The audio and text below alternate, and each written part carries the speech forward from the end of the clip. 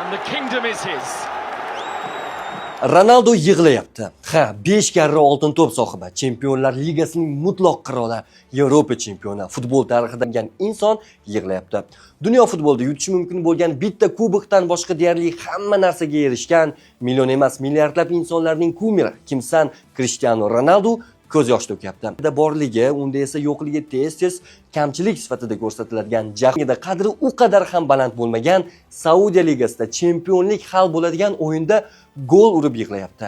Kechagina hech kim qiziqmagan, ko'targan Saudiya Pro Ligasi uchun his-tuyg'ularini tutib tura olmayapti.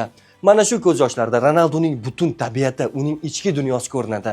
Cristiano 41 ilk sovrinini yutdi. Liganing so'nggi turida 4-1 hisobida Damak mag'lub etildi. Ronaldodan dubl.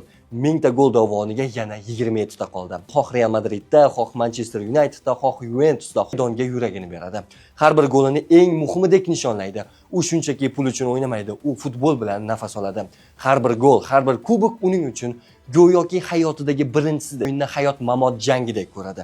Kechagi ko'z yoshlar uning mag'rurligi, mehnatga bo'lgan cheksiz hurmati va yengilmas ruhining isbotidir. Ronaldo futbolni shunchaki o'ynamaydi, u unda yashaydi.